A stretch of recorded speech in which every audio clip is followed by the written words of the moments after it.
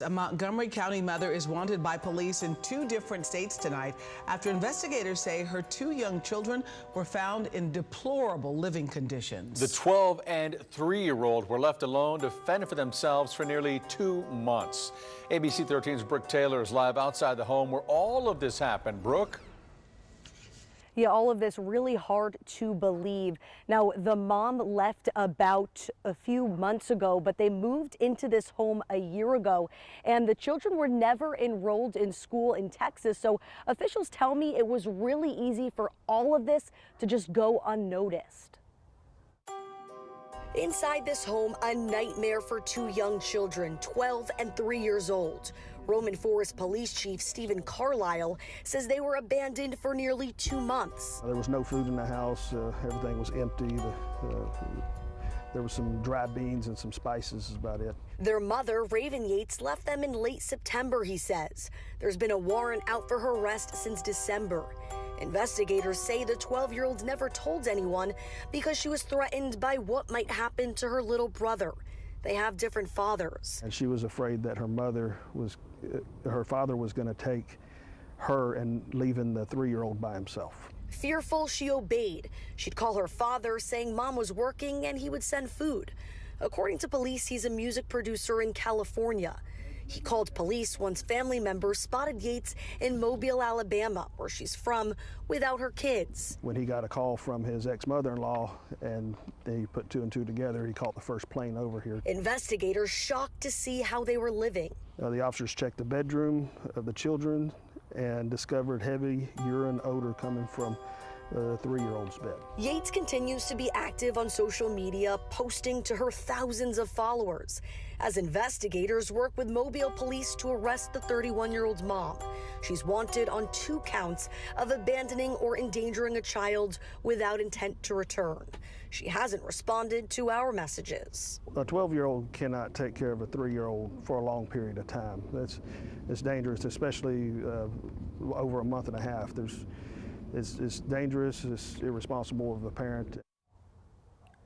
Now, Yates also has a 14-year-old girl. She was reported as a runaway around the same time when police say she left the younger children. Tonight, though, police tell me all 3 children have been reunited. They are safe and they are with a family member in Alabama. Ready? Greetings from the east to north to south. And this wicked-ass west. The topic, the hand that rocks the cradle ruins the world. The questions, why you think the black community is on life support? Let's get into it. I am your host. I am the one.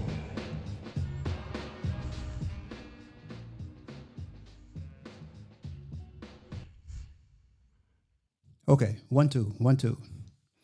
As you know, the cliche really states the hand that rocks the cradle rules the world. It rules the world. But of course, not in our case. Not in the black community's case. It's just the opposite. Instead of our women rocking the cradle, we rob the cradle. Our women rob the cradle and steal the children's childhood. Why? The reason why is because they're so busy wanting their hair done. That's number 1. Their nails done. They need to eat out. They need to have name brand clothes. They need to have name brand, not only clothes, but cars. When I say name brand cars, I mean the top of the line, Mercedes, BMWs. You know, those top tier type cars. It's really pathetic. They want what they don't deserve. The hand that rocks the cradle is the hand that gives the baby from like maybe 1 to 6 years old their start in life. Matter of fact, they're the first source of information that they will ever have in their life. It is so important, the first 4-5 years. But what do our women do?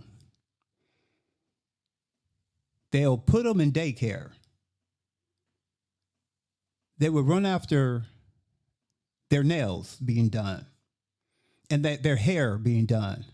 Now, the hair just look pathetic as far as I'm concerned. Ain't nothing worse than seeing a black lady with a blonde wig. It looks ridiculous. But somehow, no, they think they look really, really good.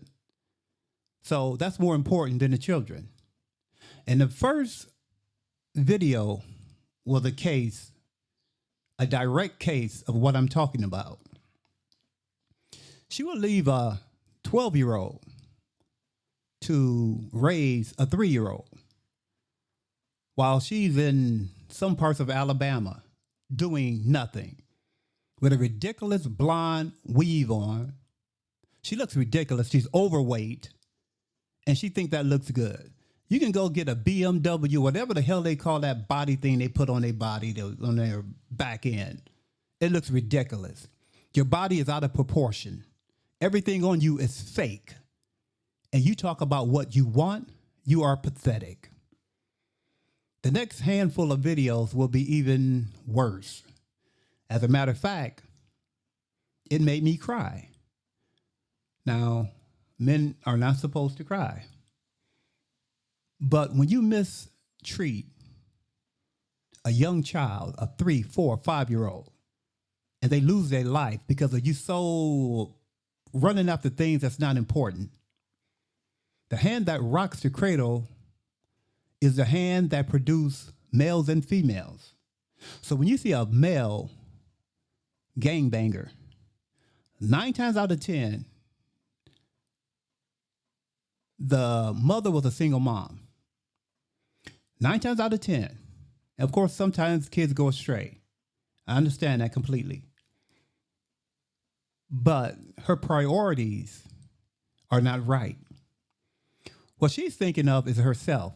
I've never seen a set of more selfish women in all my life. The most selfish set of women in this generation ever. Take a look at the second video, and I'll be back. New developments: a mother accused of killing her children and leaving them in an oven is preparing to fight for her innocence. Channel 2's Matt Johnson live in downtown Atlanta. Matt, prosecutors revealed more than a dozen charges against her. And she remained quiet in court today as all 14 disturbing charges were read aloud. Prosecutors say she may have burned her own children to keep investigators from knowing how they really died. Caused the death. Lamora Williams stood silent in front of a judge Monday, accused of murdering her own 2 children and leaving them in an oven. She stared at a prosecutor as he read the 14 charges against her, including 2 counts of murder. A grand jury indicted the 24-year-old mother last month for the deaths of her 2-year-old and 1-year-old sons, Keontae and Jacarter. Police found the 2 boys in an oven October 13th in Williams' apartment in southwest Atlanta. Her family members told us at the time that Williams felt overwhelmed as a single mother of 4. When I saw that mugshot of her, I knew that was not my little sister. Police say Williams first said a caregiver was watching the boys at the time of their deaths, but police later ruled that out. Williams pleaded not guilty Monday through her attorney to 4 of the 14 charges. The other charges, including murder, will be addressed at a separate hearing. At the time of her arrest, her family was concerned how long she would last in jail. I just came from the jailhouse to let them know to put her on suicide watch because she's going to kill herself. Now, Williams will be back in court next Friday. Her attorney filed a demurrer motion this morning, which means that they could be challenging most of the charges, including murder, in court. Live in downtown Atlanta, Matt Johnson, Channel 2 Action News. Now, one thing you will notice on this funk bomb face, she had an evil look. Now, I'm just going to assume she's guilty. If she's innocent, that's one thing.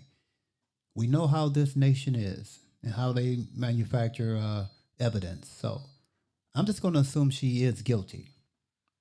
Because if she's not, that's a whole nother ball game. She said she was having a hard time in life. Well, let me give you a little advice, women. Marry before you carry. Now, that may sound like an old broken down cliche, but that's what you do. There's no way in the world women can handle children on their own. It was never made to be that way. It was made to have a husband and a wife and then children. That's the way it goes. Of course, you're going to have trouble financially, simply because it was never meant for you to raise children by yourself. It's just the way it is. So I hear many women, going through the same thing. As a matter of fact, one dropped her children off to the fire station. I think she had maybe 3, and she was saying it was just too much on her. So what she did, I think she put the thing on Facebook. She documented the whole trip from the beginning, taking her children to the police station. Fire station. But here's a case where you decide to abuse the children, kill them. Could I use kill? Maybe I can't use the word kill. Destroy them. And then put them in an oven. No. You'll get no sympathy from normal people. None. You probably won't get sympathy from family members. It's such a sad story. And you think about the way the children passed away. They had a horrible death. It's really sad. And if you was in another place, yeah. Okay, the next video. I want you to take a look at the next video. I'll come back. A funeral was held today for 10-year-old Micaiah Wilson, who was gunned down in her northeast neighborhood. Alongside the tears and tributes were promises to find the killers who are still on the run. Here's Fox 5's Bob Barnard. The viewing inside Holy Christian House of Praise lasted more than 2 hours. Hundreds of mourners filing past Micaiah Wilson's open white casket. Some here younger than the 10-year-old girl murdered 9 days ago. Among those paying their last respects, D.C. Police Chief Peter Newsham. Micaiah's family and closest friends could be heard sobbing and wailing as they said their last goodbyes. Anijah McPherson is Micaiah's 13-year-old cousin. We really trying to hold strong because this is a hard thing for us because that was my little cousin. She meant a lot to all of us. So for her to pass from that shooting and violence is very sad. So we trying to hold strong. We trying to keep everything handled. Micaiah had a great love for sports, music, and video games, especially Fortnite.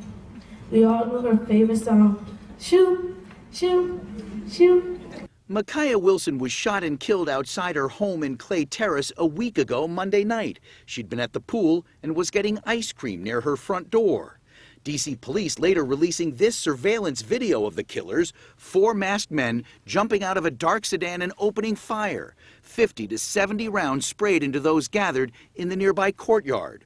4 others, including Micaiah's older sister, were wounded. The car was found a few days later in Prince George's County, but the killers are still on the run. This is for all you independent black women. Remember, the hand that rocks the cradle, either it's going to rule the world or ruin the world. It's going to either rule the world or ruin the world. So if you're so independent and supposedly you're supposed to be the nurturers, you're the non-violent ones. Well, your boys are violent. What are you teaching your sons if you want to be that independent? Because the Most High say, get married, have the father, the mother, and the children. But you're so independent. So a 10-year-old lose her life because of 4 unraised bastards decide to shoot the club up. For what reason? They're shooting indiscriminately because they said, 50 rounds? They don't care who they hit. Who raised you?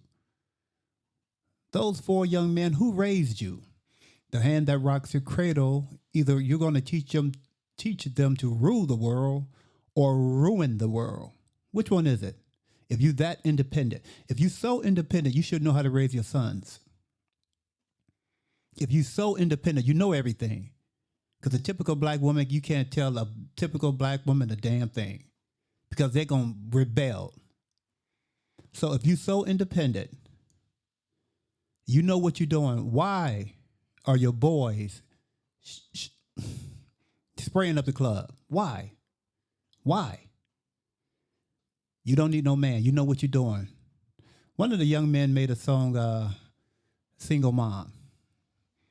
And he said, I forgot what the song is. I'm old, so I don't really know it. But he made a point. The thing is, you don't want to get married.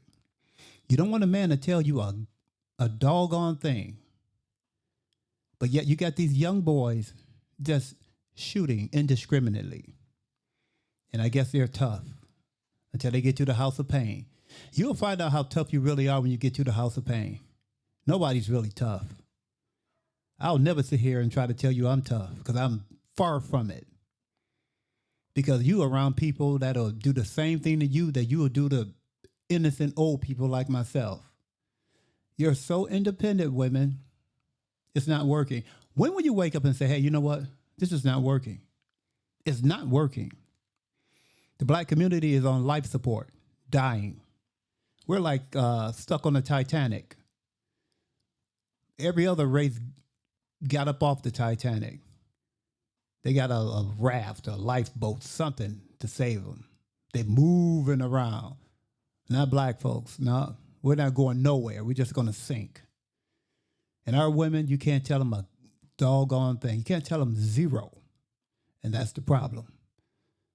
Unfortunately, we're going to have more of this type of activity. We listen to people that we shouldn't even listen to. So what, you play football? So what, you play basketball? Dwayne Wade, big-time basketball player, he have ruined his son. He got his son wearing a dress. It's just so pathetic. Oh, no, you can't say that. I say what I want to say. It's pathetic. And you know what? The boy is going to hate him in a couple years. He's going to say, why did my dad allow me to do this? You just watch. I may be in my grave, but still, you just watch. It's pathetic. Let's go to the next video. Over the weekend, it was announced that Dwayne Wade's daughter, Zia Wade, was officially granted a name and gender change. According to People magazine, those sources say that a LA County judge recently signed off on Zia's new identity, and those documents state that Zia will be issued a new birth certificate with her new name and gender. The petition was initially filed in August 2022, and now that the request has been granted, the new legal name has gone from Zion Malachi Aramis Wade to Zia Malachi Aramis Wade. The news came right before Dwayne Wade and his wife, Gabrielle Union, accepted the President's Award at the 2023 NAACP Image Awards. The two were recognized for their achievements in public service, especially for their support of their daughter and other LGBTQ issues. During the acceptance speech, Wade made sure to speak directly to Zia, who first came out as transgender in 2020. Zia, as your father, all I've wanted to do was get it right. I've sat back and watched how gracefully you've taken on the public scrutiny, and even though it's not easy, I watched you walk out of that house every morning as yourself. I admire how you've handled the ignorance in our world that you face every day. To say that your village is proud of you is an understatement. As your father, my job isn't to create a version of myself or direct your future. My role is to be a facilitator to your hopes, your wishes, your dreams. Zia, you've made me a better human just simply by being who you were born to be, our baby girl, Zia Wade. So baby, thank you for showing the world that courage looks like. I'm proud that I was chosen to stand in place as your father. And thank you so much to the NAACP for this incredible honor. Now, if you remember back in November 2022, Zia's mother, Savon Funches Wade, will object to the change and accuse the former basketball star of exploiting their trans daughter for his own financial gain. Funches Wade argued that her ex-husband was using his celebrity to make a profit off of Zia's brand partnerships. In addition, she asks the courts that Zia make this decision for herself when she is at the age of majority, which will be in another 2.5 years. Just last month, Funches Wade would claim that Dwayne violated their custody agreement by attempting to change their daughter's name legally. According to Radar Online, the judgment said Wade must discuss the major decisions affecting the care, welfare, activities, health, education, and religious upbringing of their 2 children. In the past, Wade had claimed that he has full authority over Zia and only let her know as a courtesy. Unfortunately for Funches Wade, the motion of a name and gender change has gone through. What do you guys think of Zia Wade's official name and gender change now that it's legal? Do you agree with Dwayne's ex's wife? Do I agree with that? No. Hell no, I don't agree with that. A 14 and 15-year-old, they can't vote. Let me think about it for a minute. You can't vote. You're underage, you can't drink. I mean, just think about it. So somehow you got the sense to have an operation. You know what you're doing. But you can't vote or drink. You can't be out at a certain time. You're underage. You need a driver's license. You can't get a driver's license at 12. You got to be a certain age. But somehow he's mature enough to be able to get all cut up. Get the hell out of here. It makes no sense. And then the guy, Mr. Wade, said, we're ignorant. You were going to allow your little boy to get cut on, to put that little dress, little stuff on, or dress and makeup. I mean, really? And I'm ignorant. And the NAACP,